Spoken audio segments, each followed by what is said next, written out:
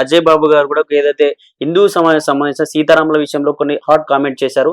ఇందువల్ల అతన్ని అరెస్ట్ చేశారని చెప్తా ఉన్నారు. అరెస్ట్ చేయాలి అంటే ఖచ్చితంగా వారంటీ లాంటిది ఏమి రిసిప్ట్ లాంటిది ఇవ్వకుండా డైరెక్ట్ గా ఒక దొంగతనం ఒక వ్యక్తిని ఎత్తుకుపోయినట్టుగా కారులో వచ్చి ఒక 5గురు ఇండైరెక్ట్ గా ఎత్తుకుని వెళ్ళిపోయారు ఇంటి దగ్గర నుంచి. దాన్ని ఎట్లా చూసుకోవచ్చు అసలు? మరి ఇప్పుడు నార్మల్ గా అరెస్ట్ చేస్తే ఈ రోజు అజయ్ బాబు అనే వ్యక్తి న్యూస్ ఇంత వైరల్ అవ్వదు కదా. అవును, యావత్ 2 రాష్ట్రాల క్రైస్తవ ప్రజలు అజయ్ బాబు అని అన్నారు కదా నార్మల్ అరెస్ట్ అయితే. ఇది అంతా కూడా ప్లాన్ అండి. అంటే ప్రవీణ్ మర్చిపోయినట్టుగా చేయటానికి ఇదంతా ఒక కుట్ర. ఇలా చేస్తే ఎందుకు భయపడ్డాం మేము? అసలు వచ్చింది పోలీసులా దొంగల? అవును. తీసుకెళ్ళింది పోలీస్ స్టేషన్ కా చంపడానికా? అవును. ప్రవీణ్ పగడాల గారిని చంపిన వాళ్ళే వచ్చారా? ఇంకొక సేవకుడిని పోగొట్టుకుంటామా? ఫస్ట్ మాలో భయం క్రియేట్ చేశారు. అవును.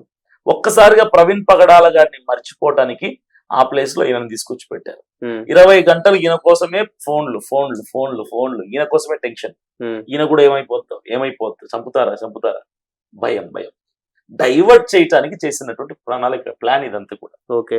అతను అయితే చెంచల్ కూడా పోలీస్ స్టేషన్ తరలించారు. ఫ్యామిలీ కూడా దాదాపు అక్కడే స్టే చేసుకున్నారు. అక్కడే భయభ్రాంతులకు గురవుతూ అక్కడ ఉన్న పరిస్థితి.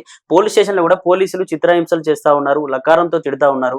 అతనికి గుండు కొట్టేసి అన్నట్టు ఇష్టారీతిగా మాట్లాడుతూ ఉన్నారని చెప్పేసి సుబ్బు అనే అడ్వకేట్ గారు మాకు చెప్పిన పరిస్థితి. దీన్ని ఎట్లా చూసుకోవచ్చు? డే 1 నుంచి నేను కూడా ఇష్యూలో ఉన్నానండి. ఇన్వాల్వ్ అయి ఉన్నా, అన్ని చూస్తున్నా, రియాలిటీలో ఉన్నాను నేను. సుబ్బు చెప్పినా ఎవరు చెప్పినా సరే వాస్తవాలు మాట్లాడాలి.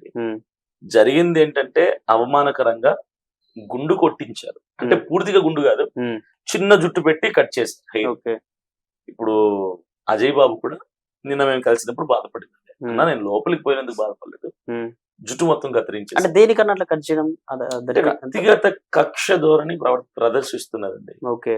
రెండవ ప్రాబ్లం ఏంటంటే బయట నుంచి వాళ్ళ కుటుంబీకులు ఆయనకు కొన్ని బట్టలు డ్రెస్సెస్ పంపిస్తున్నారు. అంటే డ్రెస్సులు లేవు కదా మరి. అవును. 6 జతలు పంపిస్తే అవి అతనికి ఇవ్వలేదు. ఓకే. ఎందుకు ఇవ్వలేదు తెలియదు. నేను కొంత డబ్బు ఇచ్చాను క్యాంటీన్ లో ఫుడ్ కోసం, అది ఇవ్వలేదు.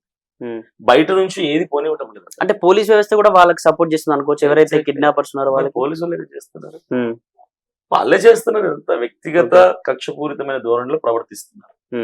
అంతే తప్ప ఇంకా లకారాలు తెచ్చటం, మకారాలు తెచ్చటము, తర్వాత ఆయన ఏదో చిత్రహింసలు పెట్టడం అన్ని కూడా బట్టివి కొట్టి పారేల్సినట్టు వాస్తవాలు. ఓకే. దీనికి సంబంధించి అయితే వాళ్ళ ఫ్యామిలీ మెంబర్స్ కలిసే ప్రయత్నం చేశారు. అజయ్ బాబు వాళ్ళ ఫ్యామిలీ కలిసి వాళ్ళు ఏం చెప్తా ఉన్నారు? కలిసాను, ధైర్యంగా ఉన్నారు అందరూ. అన్ని ప్రయత్నాలు చేస్తున్నారు. ఫ్యామిలీ మెంబర్స్ కూడా చాలా కష్టపడుతున్నారు పాపము. చాలా అడ్వకేట్స్ ని పెట్టారు, బెయిల్ పిటిషన్ వేస్తున్నారు. ఏదేమైనా అజయ్ బాబుని త్వరలో బయటికి తెచ్చుకునే ప్రయత్నం చేస్తున్నారు వాళ్ళు, మేము అందరం కలిసి ప్రయత్నం చేస్తాం. ఓకే. దీనికి సంబంధించి అయితే నిన్న బెయిల్ వచ్చిందని చెప్పారు నిన్న సాయంత్రం. మళ్ళీ ఇప్పటికే బెయిల్ క్యాన్సిల్ అయిపోయింది. 5 పోలీస్ స్టేషన్ లో కేసు అయిందని చెప్తాను. 5 పోలీస్ స్టేషన్ లో దేనిపైన ఎందుకు కేసు వేయాలి? ఇలాంటివే మతపరమైనటువంటి విద్వేషాలతో కూడినటువంటి భావన కలిగిన వాళ్ళు మా మతాన్ని తిట్టాడని, మా దేవుణ్ణి ఇలా అన్నాడని, అలా అన్నాడు, కించపరిచాడు, రకరకాలుగా ఆయన మీద 5 స్థలాల్లో 5 పోలీస్ స్టేషన్ల నుంచి కేసు వేస్తారు. వాటన్నింటి ఇప్పుడు బయటికి తీస్తున్నారు. వాటన్నిటి నుంచి ఆయన బయటికి తెచ్చే ప్రయత్నం అయితే మేము చేస్తున్నాం. ఓకే.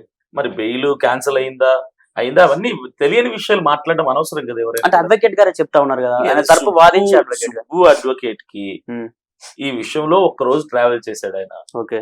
ఇప్పుడు ఆయన చేతుల్లో లేదు, వేరే అడ్వకేట్ డీల్ చేస్తున్నారు. ఓకే. సో ఆయనకి వాస్తవాలు తెలియదు కాబట్టి ఆయన అవగాహన లోపం మనం పురుషుడు. ఓకే. చివరిగా ఏం చెప్పాలనుకుంటే పాస్టర్ ప్రవీణ్ సంబంధించింది కావచ్చు, అజయ్ బాబు సంబంధించింది కావచ్చు, అసలు ఏం జరగబోతుంది? నిజంగానే పాస్టర్ ప్రవీణ్ లాగానే ఏమైనా చేయబోతా ఉన్నారా మరి అజయ్ బాబు అని చెప్పేసి కూడా క్రిస్టియన్స్ లోని ప్రజలు కూడా భయపడతా ఉన్నారు. దీనికి సంబంధించి ఏం చెప్పాలి? సమస్య లేదండి. మరొక పాస్టర్ ని, మరొక క్రైస్తవుని ప్రవీణ్ పగడాల గారి యొక్క స్థానంలో పెట్టదలుచుకుంది. అంటే ఆ మరణం స్థానం, ఆయన స్థానం చాలా గొప్పది. ఆ స్థానంలో పెడతాం తప్ప ఆ దుర్ఘటన స్థానంలో ఇంకొక సేవకుని మేము చూడదలుచుకోలేదు. ఒకవేళ మీరు అన్నట్టుగా అజయ్ బాబు నాయుడు చెయ్యని సమస్య లేదు, ప్రాణాలు ఇవ్వటానికి ముందు నిలబడతాం. మాకు ఈ జైల్లో కొత్త కాదు, చంపబడటాలు కొత్తవి కాదు. ఇవన్నీ మా పూర్వీకులు ఎదుర్కొన్నవే. మాకు అన్ని ఎక్స్పీరియన్స్లే, అన్ని విన్నాము, అన్ని వింటూ పెరిగిన వాళ్ళం, అన్ని వింటూ క్రైస్తవ్యంలోకి వచ్చిన వాళ్ళం, అన్ని వింటూ సువార్త ప్రకటించడానికి పూనుకునే వాళ్ళం. జైలుకు పోతామని తెలుసు, ఏదో రోజు ఏదో చేస్తారని తెలుసు, దాడులు జరుగుతాయని తెలుసు, అవమానాలు, నిందలు, హింసలు వస్తాయని తెలుసు. అన్ని తెలిసి కూడా మేము స్టెప్ తీసుకున్నాం. సో ధైర్యంగా ఉన్నాము. ఈయనకి ఏమి జరగదు. అజయ్ బాబు సేఫ్ గా ఉన్నాడు, ధైర్యంగా ఉన్నాడు. త్వరలో బయటకు వచ్చి అదే గంభీరమైన స్వరంతో చక్కగా సేవ చేస్తారు. ఓకే ఓకే సార్, చివరిగా ఇటు ఇతర మతాలకు కావచ్చు, అలాగే క్రిస్టియానిటీలో ఉన్న ప్రజలు భయపడతా ఉన్నారు, అలాగే కొందరు పాస్టర్స్ కూడా నెక్స్ట్ టార్గెట్ లో ఉన్నారని చెప్పేసి ప్రచారం జరుగుతా ఉంది. వీళ్ళందరికీ ఏం చెప్పాలనుకుంటున్నారు? ఇప్పుడు అవి వస్తున్న ఆ వ్యాఖ్యలు ఏవైతే ఉన్న ఆరోపణలనే అనాలండి, అందులో ఎవిడెన్స్ లేనటువంటి వార్తలు అవన్నీ కూడా నిరాధారమైనటువంటి వార్తలు. ఎవరో యుఎస్ నుంచి రాజ్బోర్డ్ అనే ఒక వ్యక్తి చెప్తున్నాడు, పలానా వాళ్ళు ఉన్నారు, పలానా పేరు గల వ్యక్తికి సుపారీ ఇచ్చారు, పలానా వ్యక్తి పలానా వాళ్ళని చెప్పబోతున్నాడు, ఇవన్నీ అంత డీటెయిల్ గా చెప్తే ఆ ఎవిడెన్స్ చూపిస్తే మనం కూడా ఫైట్ చేస్తాం కదా. కానీ ఎవిడెన్స్ చూపించట్లేదు. ఆయన ఏమంటారంటే నాకు అందిన సమాచారం అందింది మనం చెప్పడం వేరు, మన దగ్గర రిటర్న్ గా ఒక ప్రూఫ్ లేదా ఒక సీసీ ఫుటేజ్ లేదా ఒక వాయిస్ రికార్డింగ్ లేదా ఒక టెక్స్ట్ మెసేజ్, ఇవి ఏవైనా మనం చూపిస్తే ఎవరైనా నమ్ముతారు. ఇలాంటివన్నీ వ్యాఖ్యలు చేయడం వల్ల అంటే క్రైస్తవ్యంలో కొంచెం ఆందోళన, అమ్మ మమ్మల్ని చంపేస్తారేమో, అది చంపేస్తే చంపేని, ఇవన్నీ అనవసరమైనటువంటి వ్యాఖ్యలు ఇవన్నీ కూడా. సరే నిజమైతే కానీ నో ప్రాబ్లం, చంపితే చచ్చిపోతాం, అబద్ధమైతే కానీ చక్కగా సేవ చేసుకుంటాం. ఇవన్నీ చెప్పి అనవసరమైనటువంటి వ్యాఖ్యలు చేయడం అనవసరం మీడియాలో. చివరిగా నేను ఒకటే చెప్తున్నానండి, అసలు ఇలాంటి దుర్ఘటనలు జరగటానికి మొట్టమొదటి కారణం ఏంటంటే ఒకరి మతాన్ని మరొకరు దూషించటం, పరమతం జోలికి వెళ్ళటం, ఇతర మతస్థుల దేవుళ్ళని, గ్రంథాలని, వారి వ్యక్తిగత నమ్మకాన్ని, విశ్వాసాన్ని కించపరుస్తూ మాట్లాడటం. ప్రధాన కారణం ఇదే, విత్తనం అదే. ఈ రోజు ఆ వేర్లతో సహా దాన్ని పెకలించగలిగితే రానున్న రోజుల్లో ఇలాంటి దుర్ఘటనలు జరగకుండా ఉంటాయి. ఈ రోజు క్రైస్తవుడికి ఇల్లు దొరకటం లేదు, అద్దెకి రెంట్ కి ఇల్లు దొరకటం లేదు. క్రైస్తవుడు అంటే ఇంట్లో ఇల్లు ఇవ్వటం లేదు హిందూస్. ఎందుకంటే మీరు మా దేవుళ్ళని తిడతారు, మేము ఇవ్వం. తిట్టింది దేవుడు, తిట్టింది వేరే వాళ్ళు. ఈ క్రైస్తవులకి ఏమి పైన మార్పు పడుతుంది. ఎఫర్ట్ ఏమో ఒకరు పెడుతున్నారు, అంటే వాళ్ళ నాలెడ్జ్ పెడుతున్నారు, ఎఫెక్ట్ ఏమో యావత్ క్రైస్తవుల మీద పడుతుంది. అందులో నేను కూడా ఒక బాధితుడిని. నాకు అద్దె ఇల్లే, రెంటెడ్ హౌస్ లో ఉంటుంది. 100 ఇల్లులు తిరిగితే ఒక ఇల్లు దొరుకుతుంది నాకు. ఏమంటే క్రిస్టియన్. ఇవి పోవాలంటే ఈ హైందవులకి క్రైస్తవుల మధ్య స్నేహపూరితమైనటువంటి వాతావరణం కల్పించాలంటే డిబేట్లకు వెళ్ళకూడదు, ఒకరినొకరు దూషించుకోకూడదు, ఏ మతాన్ని ఏ మతం మాట్లాడకూడదు.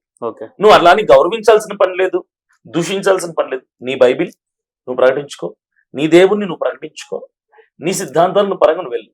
నేను సేవకుడిని, నేను పాస్టర్ని, కొన్ని వందల సువార్త సభలకు వెళ్తాను. నా యేసయ్యని, నా బైబిల్ని, నా సిద్ధాంతాలని నావి నేను చెప్పుకుంటాను తప్ప బల్లబుద్ధి చెప్తాను, గంతులేసి చెప్తాను. ఇతరుల మతాల జోలికి నేను వెళ్ళను. అది నా యొక్క ఎథిక్స్. నాకు కొన్ని పరిధి ఉంటుంది, ఆ పరిధి దాటి నేను వెళ్ళను. అందరూ సేవకులు అలా ఉండగలిగితే అటువైపు ఉన్న వాళ్ళు, అమర ప్రసాద్ కావచ్చు, లలిత్ కుమార్, కరుణాకర్ సుగుణ, తర్వాత రాధమను, వాళ్ళు కూడా క్రైస్తవులతో మనకెందుకు, వాళ్ళు కూడా మన దేశస్తులే కదా. వాళ్ళ గ్రంథాలు, వాళ్ళ దేవుడు ఏదైనా కానీ మనకు అనవసరం.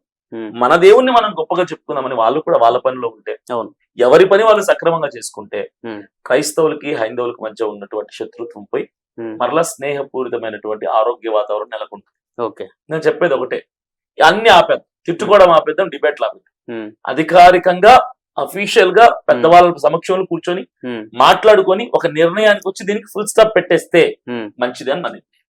Thank you sir.